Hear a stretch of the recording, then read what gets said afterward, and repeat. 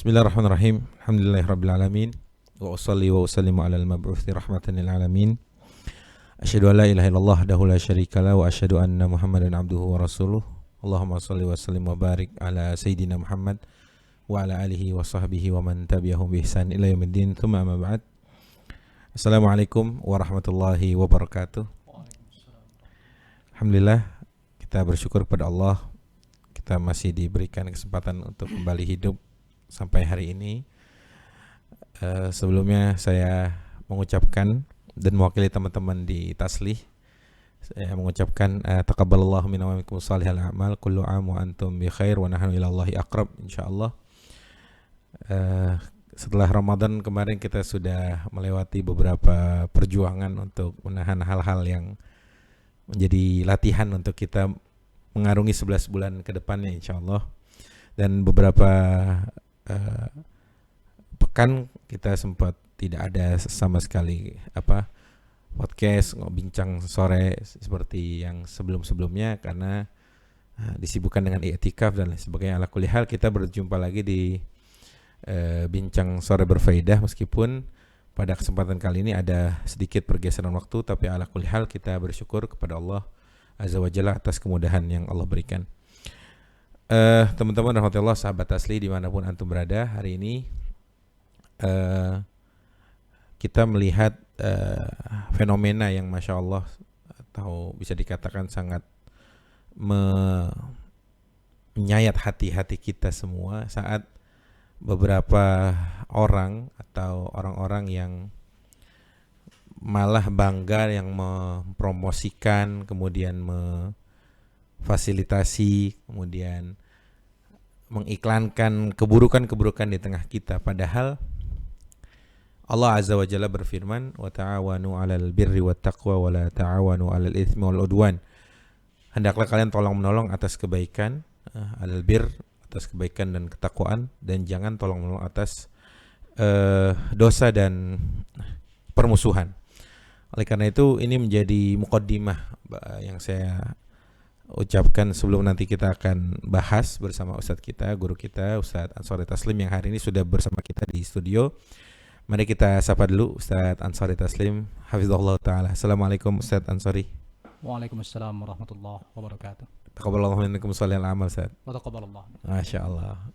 Akhirnya ketemu lagi setelah tidak ketemu nih Lebaran atau Ramadan bersama beliau, dan Masya Allah perjalanan yang beliau tempuh lumayan, sehingga saya bersyukur sekali sama Ustadz udah menyempatkan hadir dan bersama kita di studio ini. Baik Ustadz, tadi mungkin sebagai narasi awal Ustadz dari saya tentang fenomena yang kita rasakan hari ini, bahkan jangan-jangan itu juga ada di setiap zamannya. Ada orang-orang yang dengan bangga mempromosikan atau dalam artian mengiklankan, mendukung, atau bahkan jangan-jangan diam terhadap kemungkaran yang ada di tengah-tengah umat. Nanti selengkapnya silakan kita dengar. Untuk itu saya berikan waktu untuk Ustaz Ansori. Fadhal Ustaz. Assalamualaikum warahmatullahi wabarakatuh. Waalaikumsalam warahmatullahi. Alhamdulillahirabbil alamin wa bihi nasta'inu ala umurid dunya waddin. Asyhadu an la ilaha illallah wa asyhadu anna Muhammadar Rasulullah. Allahumma salli wa sallim ala nabiyyina Muhammad wa ala alihi wa sahbihi ajma'in. Alhamdulillah, para sahabat Taslih dan juga para asatiz, berbahagia sekali pada kesempatan ini kita kembali bertemu ya dengan Ustadz kita, Ustadz Khair, ada Ustadz Faldi dan teman-teman Taslih semuanya dalam suasana yang baru di tempat yang baru ini. Masya Allah. Ya, mudah-mudahan semakin barokah sesuai dengan nama yayasan kita ya. Yayasan barokah insyaallah akan. Amin ya Rabb. Amin ya Rabb. Pelan-pelan akan barokah. Amin ya Rabb. Tumbuh sedikit demi sedikit, membesar dan memberikan manfaat yang lebih banyak kepada umat ini. Amin ya Rabb. Dan memang inilah yang harus kita lakukan dalam hidup, yaitu memberikan manfaat sebanyak mungkin sebagai salah satu tabungan kita di akhirat nanti. Yaumuddin, hari pembalasan yang sedemikian berat akan kita lalui. Maka apa modal kita untuk melalui itu semua kalau bukan amal soleh? Maka mumpung masih hidup, mumpung masih sehat, mumpung masih punya kesempatan, perbanyak amal solehnya. Ya. Bukan malah menambah tabungan dosa. Nah, berkaitan dengan itulah kita, ya ini memang makanya ayat-ayat Allah Ta'ala itu selalu kepada orang-orang yang beriman. Di sini baru kita sadar betul makna iman itu. Kita mau ngomong bagaimanapun, dengan hujah bagaimanapun, gak usah kita, para nabi, mukjizat turun, kurang apa lagi hujah itu? Wahyu dan mukjizat. Ya, sekaligus. Mereka telah melihat dengan mata kepala mereka sendiri, tapi habis itu mereka kafir lagi, maksiat lagi. Jadi ya memang iman itu betul-betul hidayah dari Allah Ta'ala, dia berikan kepada siapa saja yang dia kehendaki. Kalau sudah tidak dia berikan, maka kita tidak akan bisa, iman tidak diturunkan ya. Bahkan para nabi pun tidak bisa mewarisi, tidak bisa mewariskan iman, tidak bisa memberi petunjuk kepada man ahbabta, kalau kata Allah dalam Al-Quran pada Nabi SAW, innaka la tahdi man ahbabta. Kamu tidak bisa memberi petunjuk kepada siapa yang kamu sukai, nggak bisa. Karena apanya semua, kalau para nabi saja hanya berdakwah, menyampaikan, begitu pula kita.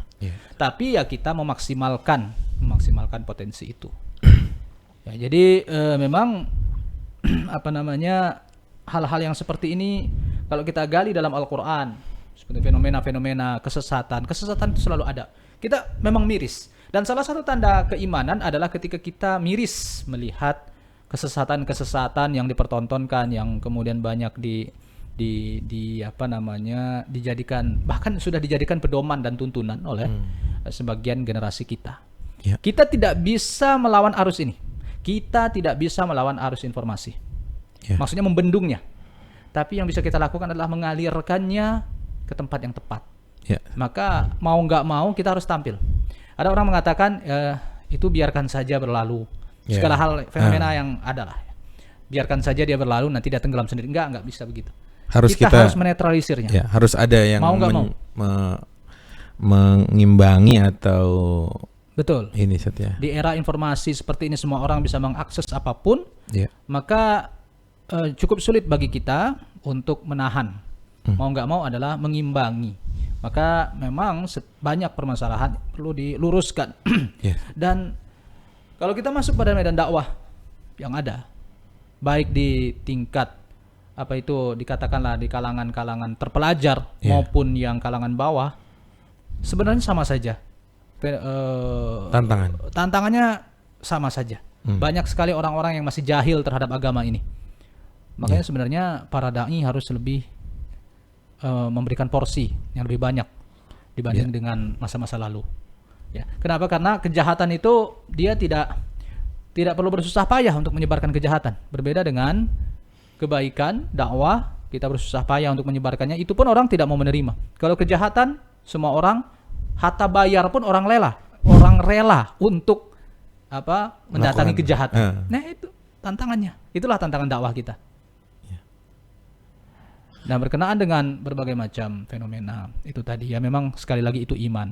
Kalau kita berkaca, Allah Ta'ala mengatakan itu kan dalam surah At-Tahrim, wa daraballahu masalan lil ladzina kafaru imra'ata nuhin wa imra'ata lut. Allah memberikan perumpamaan pada orang-orang yang kafir itu seperti yaitu istrinya Nabi Nuh dan Nabi Lut. Kurang apa sih mereka? Kanata tahta abdaini min ibadina shalihin fa khanatahuma. Mereka istrinya Nabi loh. Istri Nabi. Gimana? Kurang apa coba? Jangan kita katakan wah para Nabi nggak bisa mendidik istrinya. Wah itu lancang. Ya. Tidak mungkin. Tetapi ya itulah tadi Allah. Fa khanatahuma falam yughniya anhuma minallahi syai'a. Nggak bisa mereka kedudukan mereka sebagai istri Nabi tidak bisa memberikan apa-apa kalau bukan karena iman, hidayah Allah Ta'ala. Ya itulah tadi. Nah di sini makanya dalam fenomena kejahatan ini, yang menarik dari istri Nabi Lut kan kita ketahui bagaimana kisah kaum Lut. Kejahatan yang gimana ya, sampai belum pernah ada. Nabi kan itu kan Itu kan diceritakan dalam Al-Qur'an di 3 tempat dengan kalimat yang sama itu. Walutan idz qala liqaumihi Atatuna al-fahishata ma sabaqakum biha min ahadin minal alamin. Kalian ini melakukan suatu fahisyah. Ya. Kalau fahisyah itu kan secara umum adalah dosa-dosa umumnya yang berkenaan dengan birahi dan kemaluan umumnya. Gitu Ustaz ya. Fahisyah. Ya kalau kita telusuri semua mengarah ke sana. Nafsu syahwat gitu. Nafsu syahwat umumnya fahisyah. Sekalipun makna fahisyah lebih umum dari itu sebagaimana kata Ar-Raghib Al-Asfahani kalau kita lihat di saya pernah baca di Mufradat. Al-Mufradat fi Gharibil Quran. Itu kitab yang tidak boleh lepas dari para penuntut ilmu. Al-Mufradat fi Gharibil Quran Raghib Al-Asfahani. Al-fahisyah itu adalah sesuatu yang semuanya yang buruk. Buruk orang nyebutnya pun jijik. Jadi ada tingkat itu. Pertama qabih, jelek. Qabih. Nah, ini ada yang lebih dari jelek yaitu fahish. Maka karena bersifatnya sesuatu yang menjijikan gitu. Menjijikan sebenarnya, tapi herannya orang bisa menikmati itu. Oh gitu. Pada dasarnya gini deh, contoh. Hubungan suami istri kan halal ya. Iya. Tapi kalau itu dilihat oleh orang, malu nggak orang? Malu. Itu fahisyah. Jadi itu gitu. Sampai orang sampai begitu jijik itu. Lah. Itulah fahisyah. Nah, ketika kaum Lut ini melakukan fahisyah yang sangat tidak ini, menarik sebenarnya yang perlu kita telusuri kenapa kok bisa begitu. Ya. Dan apalagi kalau sekarang banyak orang bilang itulah karena memang bawaan lahir. Enggak mungkin. Tidak mungkin ada Allah menciptakan manusia bertentangan dengan fitrah. Ya. Disorientasi seksual itu tidak mungkin bawaan lahir. Mustahil. Iya. Mungkin ada orang lahir tanpa tangan, cacat ya, nggak bisa melihat, punya penyakit bawaan, lumpuh lahir, itu mungkin. Dalam rekayasa genetika kita mempelajari itu ya, ada link, ada tautan, kromosom segala macam. Tapi kalau kejiwaannya bermasalah atau fitrahnya terjadi disorientasi seksual sejak lahir itu mustahil. Ya, itu mustahil.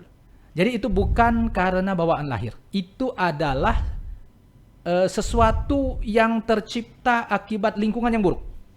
Makanya memang tidak terlalu banyak riwayat tentang kisah mereka. Yeah. Ada beberapa riwayat tetapi rata-rata dhaif atau Israiliyat, tetapi seperti contoh ya. Contoh apa yang dikemukakan oleh Ibnu Ishaq yang pernah mengungkapkan itu, diputar kembali oleh As-Safarini dan juga Al-Khatib Asy-Syarbini dalam tafsirnya. Bagaimana kisahnya awalnya kenapa sih mereka kok jadi begitu? Kaum Lut maksud saya. Yeah. Ternyata mereka hidup dalam kemakmuran yang luar biasa. Yeah. Hidup dalam kemakmuran yang luar biasa. Nah, karena makmur jadi mereka tamak. Mereka tamak, mereka nggak mau ada orang yang lewat kampung mereka nanti ngambil buah-buahan mereka. Konon seperti itu. Maka semua orang dia rampok dia. Pokoknya bikin orang jerak, jangan sampai lewat kampung kita. Nah, gitu. Itu salah satu versi cerita. Maka datanglah iblis. Orang-orang kalau sudah banyak dosa kan buka pintu buat iblis buat datang. Wah, ini kayaknya kalau cuma sekedar gitu orang mungkin masih kurang kapok. Mungkin dia lebih kapok lagi. Bagaimana caranya? Yang laki-lakinya kalian gitu. Yeah. Perkosa. Oh, aneh nih perkosa laki-laki. Ya, orang mungkin kalau disiksa badannya udah dia pulang gitu dia. Tapi kalau dia diperkosa kemaluannya misalnya mungkin dia akan lebih jerak gitu kira-kira usulan iblis. Konon seperti itu, ada kisah seperti itu. Meskipun riwayatnya tidak ada yang sampai marfu', bahkan mauquf pun tidak ada. Nah, ya sudah begitulah terjadi. Akhirnya iblis konon katanya masih dalam cerita itu mengubah diri menjadi seorang laki-laki ganteng. Lalu mencobalah salah seorang dari mereka. Oh, ternyata enak ya gitu. Akhirnya menjadilah fenomena di kalangan masyarakat itu mereka ta'tunal fahisha. Innakum ta'tunar rijala syahwatan min dunin nisa, bagaimana dalam surah Al-A'raf, An-Naml dan juga di Al-Ankabut 3 tempat itu. Min dunin nisa di Al-A'raf dan An-Naml. Kenapa begitu? Apa kata Nabi Lut ketika itu? Bal antum qaumum musrifun di Al-A'raf. Kalau di An-Naml bal antum qaumun tajhalun. Nah, menarik untuk kita bicarakan 2 sifat ini. Israf, musrifun dan jahal. umumnya semuanya itu terjadi gara-gara israf. Nah, kalau kita tinjau israf ini sendiri, apa sih israf? Israf dia adalah satu perbuatan yang berlebih-lebihan. Gini, orang menikmati sesuatu. Ya. Katakanlah kalau makanan ya. Kalau makanan dia tambahin gula. Enak nggak? Enak. Kurang nih kalau tambahan gula. Bagaimana kalau sama gula kita kasih garam dikit? Gini. Garam, kurang. Selalu ingin garam lebih. Ingin lebih terus. Itulah yang dinamakan israf. Ya. Nah, kemudian umumnya kata israf digunakan selalu negatif. Maknanya negatif. Kalau udah israf berarti jelek. Dan itulah yang menyebabkan banyak orang berbuat banyak kesalahan, banyak dosa diawali dari sikap israf. Berlebih-lebihan itu dalam segala hal. Ya. Makanya dikatakan di situ bal antum qaumum musrifun. Sebagaimana kata para ulama, misalnya kalau kita baca beberapa tafsir Al-Biqai misalnya dalam Nadhmud Durar, itu tafsir yang terkenal dan merupakan tafsirnya luar biasa juga karena dia menghubungkan antara fitanasubil ayat wassuwar sesuai dengan namanya itu. Jadi ada munasabah. Kenapa ayat ini begini, kemudian berikutnya begini, ujungnya begini, itu luar biasa tafsir itu memang. Dia mengatakan bahwa yang namanya israf itu adalah al-iktsar, kalau tidak salah kalimatnya begitu. Al-iktsar terlalu sering melakukan hal-hal di luar keadilan. Keadilan itu kan artinya menempatkan sesuatu pada tempatnya. Sesuai. Jadi israf itu adalah melampaui batas batas dari ya. Nah, itu akhirnya akibatnya orang-orang akan cenderung melakukan satu hal yang aneh. Baik. Aneh. Dan apa yang dilakukan kaum Lut ini adalah keanehan yang luar biasa gitu. Bagaimana ceritanya? Dalam dalam An-Naml kan Nabi Lutnya mengatakan wa antum tubsirun. Kalian kan tahu ini perbuatannya aneh gitu. Tapi kenapa kalian lakukan? Iya.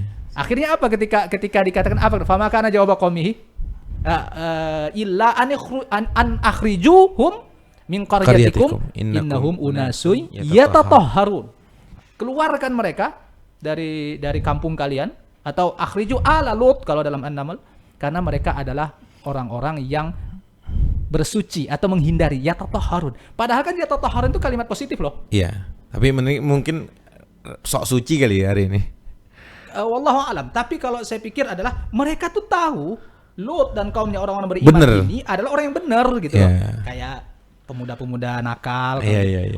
Ada orang alim lewat. Dia tahu orang alim kan. Orang alim itu positif. Jadi malah dicengin ya. Diledekin, bau sorga nih gitu. Nah, itu kan salam dong sama Tuhan. Nah, itu adalah salah satu perbuatan israf. Akibat perbuatan israf itu, dan itu adalah ciri perbuatan kaum Lut yang ada dalam surah Al-Ankabut, dan itu mungkin perlu sangat kita dalami supaya tidak terjadi di masyarakat kita. Makanya hindari sifat itu. Apa yang kalau Al-Ankabut dikatakan apa mereka itu? Ta'tuna rijal wa taqta'una subul wa ta'tuna fi nadikumul munkar. Itu dalam Al-Ankabut. Kalian mendatangi pria, artinya homo gitu kan.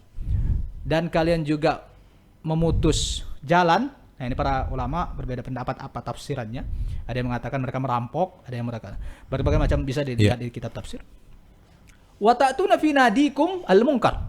Kalian membawa di nadi itu kan artinya setiap orang Arab itu kan punya nadwah ya, tempat-tempat nongkrong. Kumpul, tempat nongkrong kalian mendatangkan kemungkaran. Para ulama tafsir juga berbeda pendapat tentang apa kemungkaran yang dimaksud. Dan uniknya ada satu riwayat dari Aisyah radhiyallahu anha dan juga dari ponakannya Al-Qasim bin Muhammad bin Abi Bakar As-Siddiq. Ada riwayatnya adalah bahwa itu mereka suka kentut sembarangan. Makanya hati-hati nih yang suka kentut sembarangan, jangan sampai jadi kayak kaum Lut ya. Ya tadaratun atau ad-durat. Ya, mereka suka membunyiin kentut sembarangan, ngentut-ngentutin orang gitu. Itu adalah sebuah kemungkaran. Itu ada riwayatnya, sekalipun riwayatnya dhaif sih. Kemudian riwayat lain, dan ini yang banyak dikatakan sahih, seperti ada diriwayatkan juga oleh Imam At-Tirmizi dari Abu Salih Maula Ummu Hani dari Ummu Hani yang bertanya kepada Rasulullah sallallahu alaihi wasallam, apa kemungkaran itu? Kemungkaran itu adalah mereka suka ngelemparin orang yang lewat. Yahzifuna kullaman marra. Menarik tentang apa yang banyak antum sebutkan. Tadi kan antum juga sindir tentang Imra'at Nuh dengan Imra'at Lut. Ya, berarti kan kalau ada ternyata sebegitunya aja dia menikah dengan Nabi, tapi menarik yang menjadi pertanyaan Anda mungkin saya nanti sekaligus dibahas tentang tema kita ini. Mereka ini kan apakah diam aja tentang kemungkaran yang dilakukan kaumnya? Apa jangan-jangan sesuai tema kita mereka memfasilitasi, diam atau memfasilitasi sehingga terjadilah tadi beberapa kemungkaran yang ada di kaum-kaum terdahulu Ustaz. Nah, makanya apakah ada peran juga nih Ustaz dari dua orang ini tadi, istri Nuh dengan istri Lut, istri Nabiullah Lut alaihissalam, sehingga dari dua potret ini mungkin Allah sampai mengatakan fakhanatahuma, mereka mengkhianati kedua nabinya Allah itu. Apakah saya lebih bertanya Ustaz, apakah peran dua istrinya adalah mereka memfasilitasi, apakah jangan-jangan dia mendiamkan kemungkaran yang terjadi kala itu atau bagaimana Ustaz? Ya, memang intinya riwayat yang jelas kalimat fakhanatahuma di sini bukan berarti mereka selingkuh, bukan. Ya. Para istri Nabi tidak ada yang melakukan dosa itu. Dosa yang mungkin dilakukan adalah karena dalam Al-Qur'an dikatakan kenapa illam ra'atahu fakanat minal ghabirin. Dalam Al-A'raf atau faqaddarnaha minal ghabirin dalam An-Naml. Dia termasuk yang tertinggal sehingga dia mendapatkan azab itu. Dalam satu riwayat konon dia menoleh padahal sudah dilarang untuk menoleh, sebagaimana menoleh itu bisa diartikan ini guys, mendukung. Wallahu alam, tapi zahirnya para mufassirin mengatakan memang dia ketika kalian pergi dari kampung itu jangan noleh apapun yang terjadi di belakang. Oh gitu ya. Dan itu kan jelas ada dalam Al-Qur'an di Hud, di surah Hud. Intinya gini, mereka ini bukan mereka pelaku perbuatan. Bukan melakukan yang bukan seperti melakukan. Itu. Bahkan juga ada bentuk dukungan. Konon dalam riwayat adalah ada kecenderungan. Nah, ada kecenderungan ini bukan berarti dia setuju 100%. Makanya kalau kita bicara dengan orang LGBT, ini nih orang-orang yang mensupport mereka ini dia nggak kena kayak gitu, enggak. Ya. Cuma dia ada kecenderungan, biarin dong, dia ini kan HAM. Berarti dia bisa membiarkan udah gitu kan termasuk menolong juga, karena kan dalam riwayat dia memberitahu ada tamu loh, ada dua pemuda ganteng datang ke rumah Lut, tolong. Akhirnya diserbu orang kan rumah. Malah itu Lut, dia ngasih tahu info itu. Iya, ngasih tahu kan. Wah, ini bahaya banget. Nah, itu salah satu dukungan. Salah satu dukungan, dan artinya memang dia ini punya kecenderungan kepada orang-orang zalim ini, padahal kan Allah sudah mengatakan wala tarkanu ilal ladzina zalamu fatamassakumun nar. Ya. Jangan kalian cenderung kepada orang-orang yang zalim karena nanti kalian juga disambar juga sama neraka. Api neraka. Itu ar-rukun ilal zalim. Rukun saja. Yeah. Rukun itu kan para ulama sih mengartikannya adalah keridhaan. Tapi kalau kita lihat sebenarnya hatta orang katakan dia tidak ridho, tapi dia mensupport, ini lebih lagi membela haknya, itu udah termasuk. Ini penting ya. Orang-orang yang mengatakan ini HAM, mereka kan berpikir ya iman lah ya, tidak ada iman. Ini HAM loh. Ya oke, kita normal, kita tidak melakukan itu, tapi si dia ini harus punya, kita bela loh haknya. Udah gitu. Tapi ini memang settingan musuh. Ini Ghazwul Fikri yang luar biasa, terang-terangan telanjang depan mata kita. Bagaimana sekelas PBB menjadikan ini sebagai program, dibantu beberapa negara dengan biaya kalau tidak salah sampai 108 miliar atau triliun rupiah. Besar lah ya. Dibantu untuk kehidupan pakai LGBT ini. Bahkan kan kita tahu bagaimana para aktivis media sosial di Facebook nyebut aja LGBT, akun Anda bisa di-ban gitu, kok bisa sampai segitunya? Apakah ini si pemilik ini ada kegegituan atau? Tapi yang jelas ini adalah proyek Ghazwul Fikri untuk merusak umat ini. Iya, berarti begini Satya, berarti ternyata Quran sudah mempotret dari tadi wadaraballahu mathalan, ternyata Allah memberikan permisalan bagi orang-orang yang semisal jika menyerupai atau bermirip-mirip dengan dua istri ini yang tadinya yang menurut antum tadi aja bilang ya mendukung, ya mendiamkan, ya cenderung memfasilitasi, artinya kena imbasnya juga Ustaz. Iya. Bahkan lebih dari itu. Itu sih sudah memfasilitasi. Kisah itu kan ada di dalam Al-Qur'an surah Al-Maidah. Lu'inal ladzi sababun nuzul. Atau kisah di balik firman Allah di lu'inal ladzina kafaru min bani Israil ala lisani Daud wa Isa bin Maryam.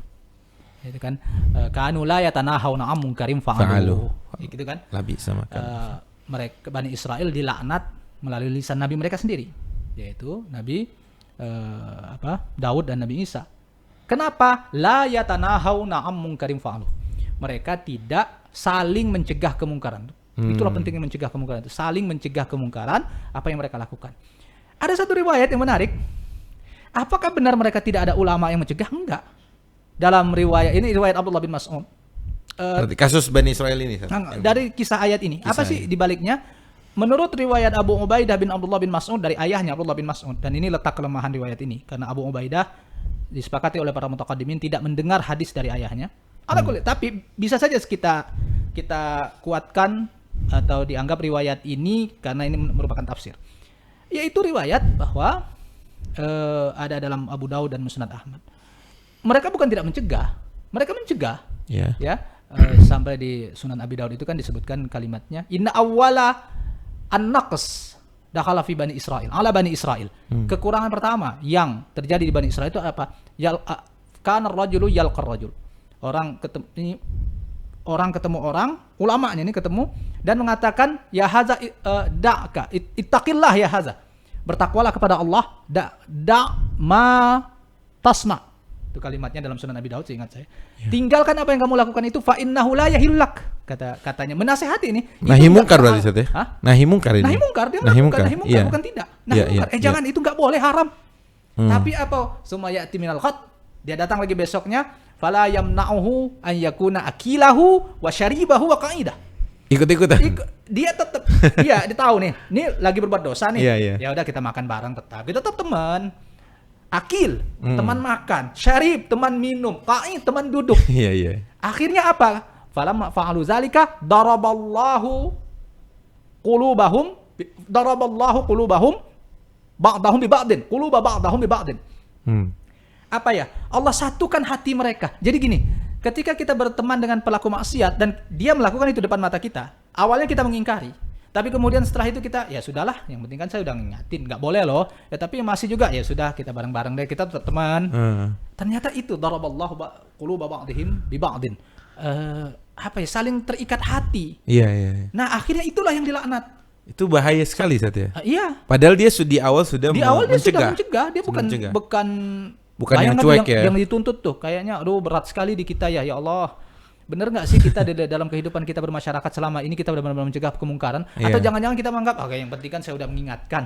Kan saya udah ceramah kemarin. Belum tentu itu Allah terima. Aduh, ini dalam sekali. Jadi takut sekali. Jadi saya takut juga nih melanjutkan ini. Jangan-jangan kita juga masih termasuk yang dilaknat ala lisani Daud wa Isa bin Maryam ini. Iya. Jadi bukan dia tidak mencegah, dia mencegah. Apalagi nggak mencegah sama sekali Ustaz ya. Itu dia.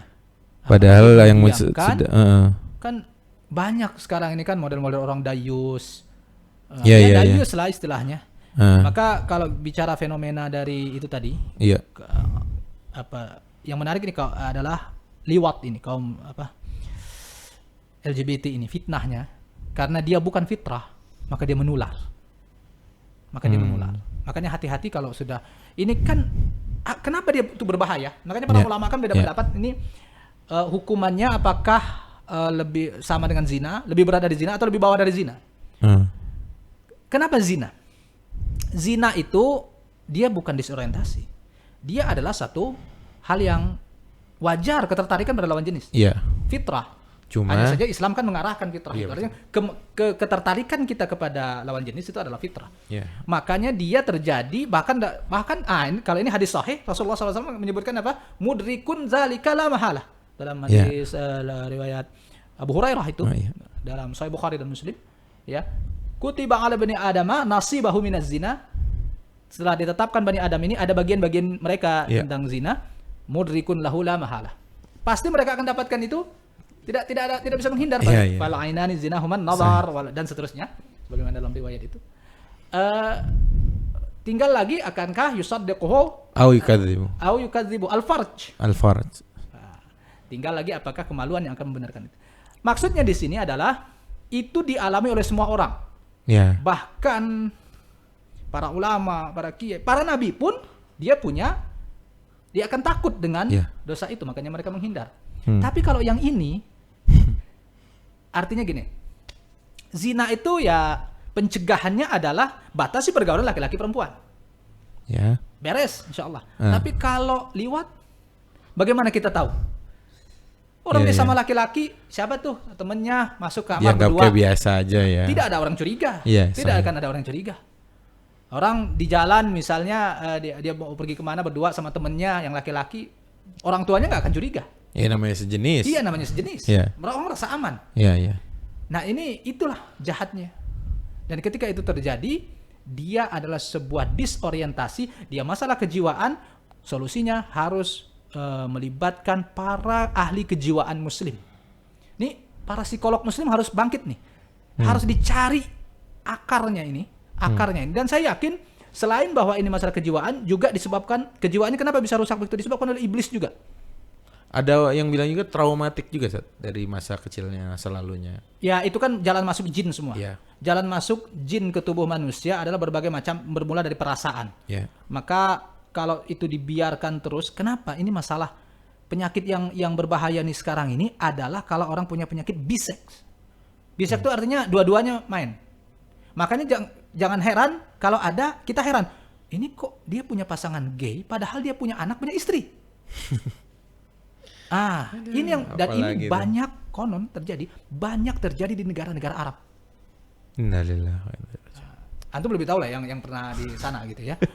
Saya nggak tahu menau kalau gitu. Dengar aja bahwa hati-hati kalau di sana itu gitu. Saya taunya korma aja. Maksudnya apa? Penyakit ini umumnya melanda kalau di kalangan sana itu melanda orang-orang yang sangat kaya, yang sangat senang. Tapi sekali lagi penyebabnya satu, israf. Ya. Israf. Dia udah punya kaya, udah banyak, harta udah banyak, istri mungkin udah 4. Tapi bingung mau ngapain lagi. Kesenangan itu diperturutkan terus. Oh iya. Itu israf. Dan itu bahaya. Israf itu bermula dari hal-hal mubah. Hal-hal mubah. Tapi karena tidak dikontrol oleh, itulah kenapa syariat saum, puasa itu luar biasa. Pengontrol betul itu. Kita kalau sudah keseringan hal-hal yang mubah, lama-lama akan dosa. Ujungnya dosa. Hati-hati. Iya. Jadi awalnya itu adalah israf itu. Nggak cukup kayaknya saya sama istri. Padahal udah 4 itu. Ya misalnya. Itu akibat israf. Nggak cukup nih sama perempuan, coba deh nyoba. Artinya Islam nih mengarahkan, bahkan menekan bahwa hal-hal yang mubah jangan sampai berlebihan. Jangan sampai, karena tadi kalau dari pemaparan Ustaz Ansari ya teman-teman, bahaya sekali, dari situ bisa muncul kecenderungan tadi yang menyimpang sekali, disorientasi. Setan kan bisik. Ya. Setan kan pasti ngebisikin. Begini. Itu sejarahnya, dan memang belum, setahu saya belum ada kitab tafsir yang betul-betul meneliti akar kenapa sih kaum Lut bisa begitu. Belum ada ya? Wallahu alam, tapi sependek pengetahuan saya belum ada. Belum baca, mungkin perlu nanti diteliti kenapa fenomena itu terjadi. Kenapa? Karena kita tidak mendapatkan riwayat yang sahih yang bersambung tentang hal itu. Tapi kalau kita tinjau dalam Al-Quran itu kan turun menceritakan masa lalu yang akan terjadi di masa kini. Akan datangnya, Cerita dalam Al-Quran bukan cerita dongeng, bukan, maksud saya makana bukan sejarah. hadisan yuftara. Betul, yuftara sih enggak, tapi dia bukan sejarah. Kadang kan orang tuh berpikir, oh itu kan terjadinya di Bani Israel, di sana, kalau di kita kan nggak mungkin lah zaman. Kadang kita berpikir begitu. Padahal enggak, Al-Quran itu turun, dia menceritakan kejadian di masa lampau yang hati-hati bisa terjadi di kamu. Gitu sebenarnya. Sebagai peringatan untuk kaum setelahnya. Baik. Masya Allah. Ternyata bahaya sekali ya teman-teman, sahabat tasih semuanya. Tadi dari kisah yang tadi beliau lebih spesifik bahas tentang penyimpangan orientasi seks dari. Itu salah satunya. Dari salah satu, karena beliau mengutip tadi tentang 2 istri yang menjadi khianat, dalam artian malah ikut atau ada cenderungan mendukung, ada kecenderungan memfasilitasi, maka bahayanya sampai segitu. Dan dikatakan bahkan ending ya teman-teman, waqila dukhulan nara ma'ad dakhilin, ujungnya dari 2 perempuan, dari padahal dia istri Nabi itu, endingnya adalah mereka dikatakan kepada mereka, masuklah kalian ke dalam neraka. Nah, ini ancaman-ancaman yang ujungnya kan begitu saja. Tapi ancaman-ancaman tadi yang beliau juga sudah sebutkan tadi tentang kanu la yatanahawna 'an munkarin fa'alu. Awalnya dia kayak biasa-biasa saja, terus tidak mau mencegah dan lain sebagainya. Mungkin ini Seth, karena waktu kita terbatas juga, mungkin apa ya Seth, sebagai closing statement pesan antum baik buat kita semua di sini tentang apa ya, jangan sampai menjadi fasilitator keburukan atau kemungkaran, bahkan jadilah fasilitator kebaikan. Nah, seperti apa Seth buat teman-teman muda kita ini? Adalah, kalau kan kita ini punya waktu luang yang kalau kita tidak manfaatkan untuk kebaikan, maka akan diarahkan oleh syaitan ke keburukan. Iya. Maka perbanyaklah kegiatan atau aktivitas-aktivitas kebaikan, apapun yang kita bisa. Yang kita bisa, yang mudah kita lakukan saja. Ya, masing-masing orang kan punya potensi yang berbeda-beda. Ya, lakukan apa yang kita bisa. Karena apa? Karena saya jadi teringat hadis Zainab binti Jahash yang bertanya kepada Rasulullah sallallahu alaihi wasallam, "Anahliku wa fina salihun?" Ya Rasulullah, apakah kita akan bisa celaka? Itu ada dalam Sahihain. Padahal kita banyak orang-orang soleh. Naam, idza kathural khabath. Kata Rasulullah, ya, kalau kemungkaran atau dosa-dosa atau kejelekan-kejelekan makin banyak, ulama banyak, tapi kejahatan juga banyak, ya sudah, kalian akan celaka. Gitu loh. Poinnya itu ya. Nah itu, jadi itu tuh kan di hadis itu tuh, ini hadis menarik, hadis unik, karena diriwayatkan oleh dua istri Nabi dari Ummu Habibah meriwayatkan dari ke Zainab binti Jahash. Uniknya adalah Rasulullah tuh masuk ketakutan. Kalimatnya itu ya fazi'ah. Rasulullah masuk ke Zainab binti Jahash dalam keadaan takut sambil ngomong la ilaha illallah wailul lil arab min syarrin qad iqtarab. Kan itu hadisnya. Celakalah Arab ini. Sudah dekat keburukan yang akan datang dan sudah futihal yauma min radmi ya'juj wa ma'juj hakaza kata Rasulullah. Dan selanjutnya dalam hadis itu intinya gini, kenapa Rasulullah sampai ketakutan begitu? Karena sudah memprediksi akan terjadi zaman di mana keburukan itu akan merajalela. Bukan berarti orang soleh nggak ada. Banyak orang soleh. Wa fina salihun kata Zainab tadi. Banyak orang soleh loh di kita. Banyak orang yang zikir. Lihat di negara-negara muslim. Jangan negara muslim, negara kafir. Sudah banyak masjid yang rame, penuh. Kalau sholat jamaah penuh. Tetapi masyarakat kan tidak hanya yang itu. Jadi yang dituntut bukan hanya amar ma'rufnya, tapi yang paling utama di situ adalah nahi mungkarnya. Kenapa? Karena kalau ma'rufnya banyak, yang soleh banyak, ibadah, syiar ada, tapi khabas juga banyak, kalian akan celaka. Itu loh. Makanya jangan sampai khabasnya itu banyak. Itu kira-kira pesan Rasulullah SAW dalam hadis itu. Jazakumullah khairan Ustaz. Nih pentingnya ya tadi, ternyata jadi orang soleh juga nggak cukup ya. Kalau di sekitar kita keburukan, kemungkaran merajalela, bahkan itu sangat membahayakan. Maka saya teringat, mungkin ini menjadi penutup ya teman-teman untuk pertemuan kita bincang sore kali ini tentang firman Allah yang mengatakan wattaqu fitnatan la tusibanna alladzina zalamu minkum khassah. Takutlah gitu, peliharalah dirimu dari sebuah musibah, fitnah yang tidak hanya menimpa orang-orang yang zalim di antara diri kalian saja. Ya, tapi seluruhnya merata. Nah, ini yang harus kita wanti-wanti ya, dan semoga Allah mudahkan kita untuk menjadi penegak amar ma'ruf dan yang senantiasa bernahi munkar. Bukan berarti kita yang lebih soleh atau lebih suci, tidak, tapi tadi ada perintah dari Allah Azza wa Jalla, ada perintah dari Nabi SAW, dan kita takut dengan bahaya dan keburukan yang akan menimpa keseluruhan dari umat ini. Jazakumullah khairan Ustaz Ansori sudah berkenan membagi ilmunya kepada kita semua di kesempatan kali ini, dan kita berharap kepada Allah kita bisa melakukan dan mengamalkan apa-apa yang sudah kita ketahui dari ilmu yang sudah kita pelajari pelan-pelan setiap harinya dalam rangka mengamalkan ilmu yang sudah Allah berikan. Itu saja, saya Abdul Khair Rahmat, terima kasih atas kebersamaannya, atas perhatiannya, mohon maaf atas segala kekurangan dan kesalahan. Aqulu qouli hadza wa astaghfirullah li wa lakum. Assalamualaikum warahmatullahi wabarakatuh. Waalaikumsalam warahmatullahi wabarakatuh.